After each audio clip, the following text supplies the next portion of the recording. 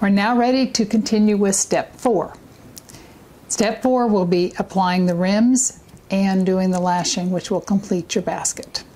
We're going to start with the inner rim. You'll need a piece of 3/8 inch flat reed. We're going to start by laying it from the front of the basket. We do that because we're going to lay the outer rim starting on the back of the basket, because we don't want to see the overlap in the front of the basket, and we don't want to overlap in the same places with the outer and the inner rim, because then it would be too thick of reed. So I'm going to turn the basket around, and I'm going to take and make sure that the good side is facing out to the inside of the basket, because that's the part you're going to see, and we're going to begin to clip it in place. We're going to lay it in place, off center it, because we're going to lap over, and put a clip right here in the middle. I'm going to bring it over to this side, and I'm going to put another clip right here. We're going to continue by clipping this right here.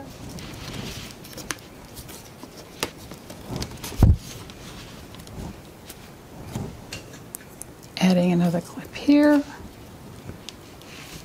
around here.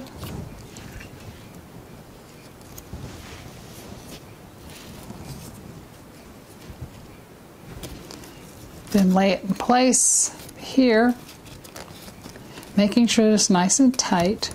Add another clip here. I take this clip off, and I'm going to want this to overlap approximately 2 inches. So I'm going to take off the excess right here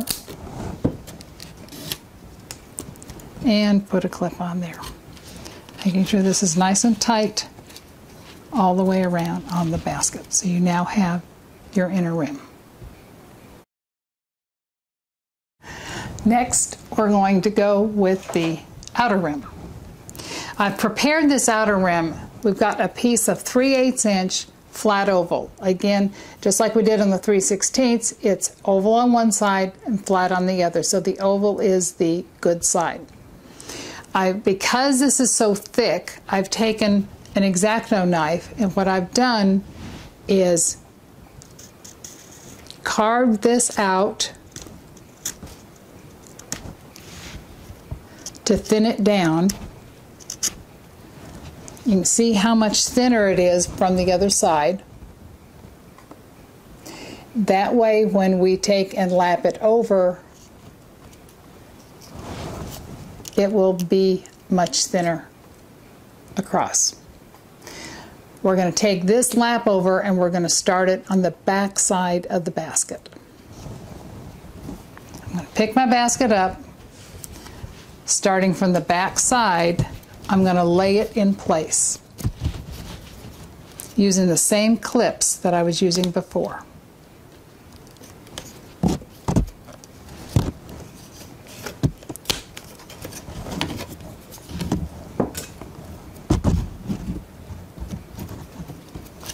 Bring it around the handle.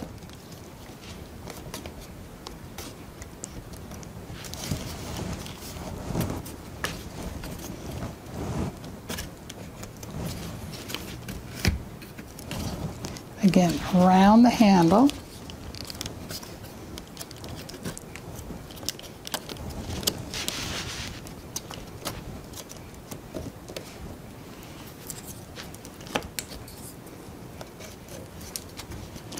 And lap it over on the other side. We're going to lay this down. I'm going to cut off the excess.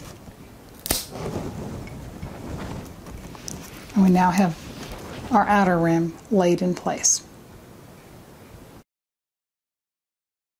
The purpose of the rim filler, which is the next thing we're going to be doing, is to cover up these parts of the basket so that you can't see down in there, and it's not very attractive to look at the basket with. So we're going to take a piece of seagrass. Seagrass, it looks like a piece of rope. And we're going to begin to lay it in place, which will cover up that part. I'm usually going to start it from the back. So let me turn the back of the basket around. I'm going to pick up a clip.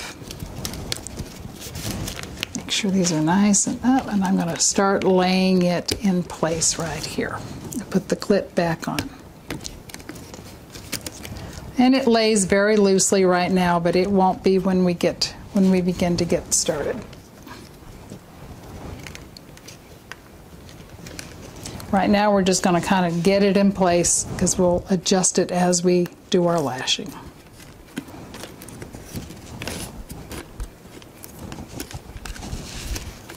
And I go ahead and wrap it around the outside of the basket.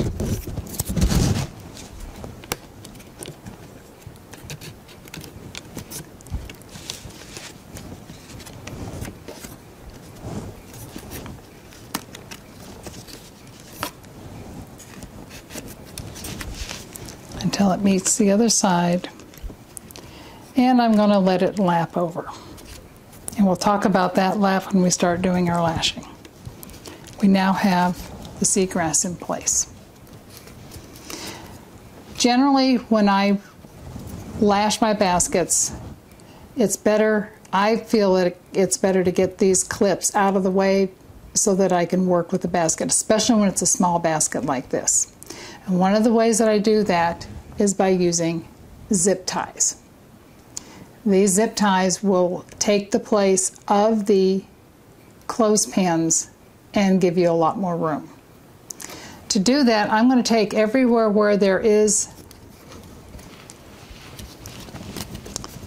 a clip, I'm going to remove it, take the zip tie, and make sure this is where the packer or fid is going to go through between your stakes and underneath the rim row. We're going to slip that fid in there, slip your zip tie in, bring it through, and zip it tight, and bring it out, and it'll hold it in place. So next thing I'm going to do is I'm going to go ahead and put all these zip ties in, and then we'll get started lashing. Another reason why I like to use these zip ties is because I like to be able to see exactly where I'm at, so when I put the fid under, I'm making sure that the fid goes underneath the rim row to get ready to lash, because that's where you want to be. You want to make sure that you've caught that rim row and you haven't gone down underneath one of the other rows. And that's one of the benefits of this. Now, a lot of people have asked, how do I know how long of a lasher I need? It's important that you have a lasher that is long enough to allow you to go around the basket without having to start or stop a second time, but you don't want it so long that you're having to fight with it. If you take your lashing material and wrap it between 2 and 3 times around your basket, it will be enough for you to get around the basket lashing. This is a piece of 11/64 flat oval. Again, we're flat on one side, oval on the other, so the oval is your good side. We're going to go ahead and put that in the water and get it to soaking. While it's soaking, what I want to show you is how we're going to start this lasher and end the lasher. We need to be able to start the lasher to go up the outside of the basket, underneath the seagrass, and then over the inside of the basket, inside of the rim. And we're going to show you how to do that. First thing I'm going to do is I'm going to determine where I'm going to start. I'm going to start on the back side of the basket. I'm not going to start on one of the overlaps because there's too much tension on it. And I don't want to start right here because I want to make sure that when I cut this off, that's exactly correct. So I'm going to start right here on the back of the basket. I'm going to take my fid and I'm going to bring it in here to where it gets up underneath the seagrass, because you want to make sure that the lasher is going underneath that, and I'm going to bring it down to the outside between 2 of the stakes. I'm going to take my lasher with the rough side out. The flat side is going to be facing you to get started. Insert the reed up through the fid. Remove the fid.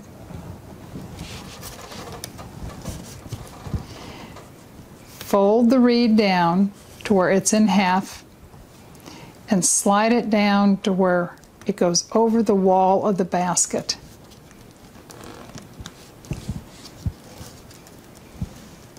So it is between, this is the lasher, so it's over there between the inner rim and the outer rim underneath seagrass. You're now ready to begin lashing. Your lasher is now locked into place so it won't go anywhere. Next thing we're going to do is we're going to begin to take your lasher and move it over to the right. Insert your fid between the next two spokes. Take your lasher, put it through, make sure it doesn't twist on you. Put it through your fid. That's why I like this fid. It's got a nice long channel to pull it through and it doesn't destroy your lasher. All right, next thing I'm going to do is I'm going to take a clip and I chase it with that clip. It gives me an extra set of hands and keeps this from moving. All right, we can now take out this and we can go to the next spot. Put the fid in.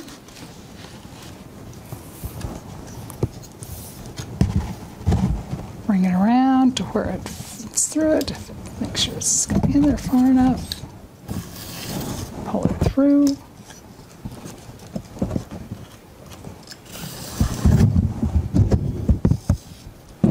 And make sure it's nice and tight.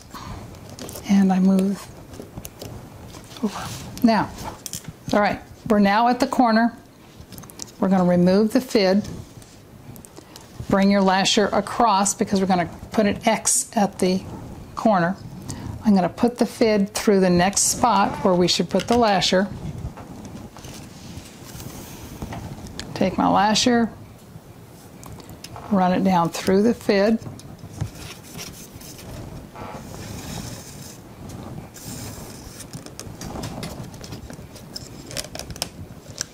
I'm going to leave the fid in place and not move it. I'm going to come back around and fold behind, get this out of the way. We're going to go behind the handle and go into that fid. What you got? So it's going back down the same hole that we had just come through and bring it through.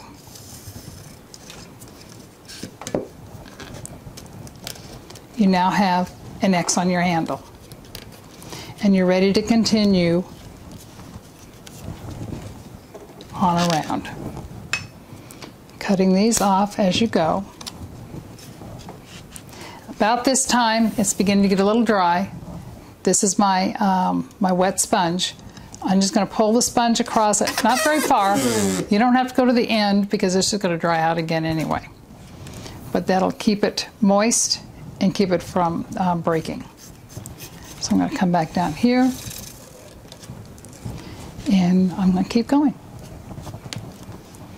Put this here to hold it in place. Okay? All right, we've come around to where now where the seagrass has overlapped. What I'm going to do is take my lasher, bring it across to where I know exactly where that lasher is going to cross the seagrass, and I do a clip right there to cut it off. Since I know that that's there, I can take this end and cut it so that they're now butted up against each other. I can now bring my lasher over. It covers that exactly. And I can finish my lashing.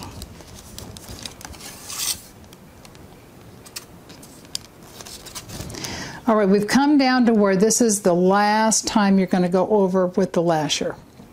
So we're going to take and we're actually going to stop it. We're going to stop it just like we started it. First thing I'm going to do is take my sponge and I'm going to make sure this is well wet, because there's a lot of manipulation we're going to do and we don't want it to break. I'm going to take my fid and I'm going to pick up the seagrass and I'm going to go down onto the inside of the basket. Once I do that, I can then bring my lasher around and it's going to come up the inside. We're stopping it just like we started it. We're going to come up the inside and pull it nice and tight. Pull the fid out, pull it nice and tight. Where you've got your completed lash there.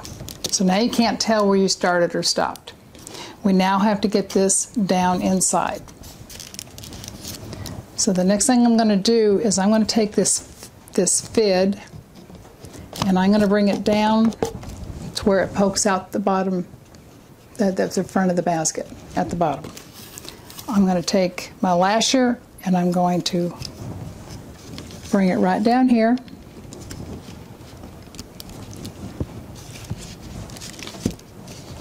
I'm going to take and hold this as tightly as I can. Bring this lasher down. Keep bringing it down until you feel it pop in place. Once you do that, you can take the fid back out. You have a tail out here, which is fine, and you have a tail on the inside. We'll leave the tail in place.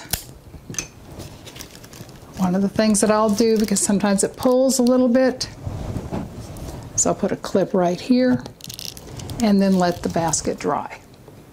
Once the basket is dry, you can cut this off right there at that rim, and you can cut the inside one off the same way, because they won't be going anywhere. And now you have your basket.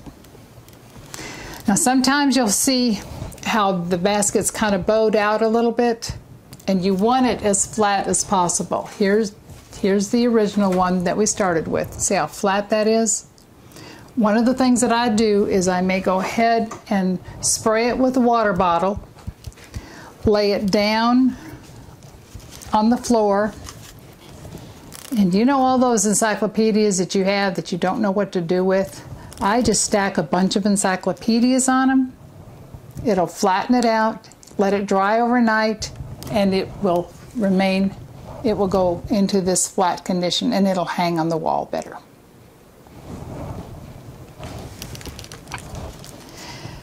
Here you have your basket. Replace your cup hooks. If you wish, you can apply any kind of an embellishment, a flower, some sort of a floral pick or whatever on here, and you are ready to go. You now have a completed key keeper.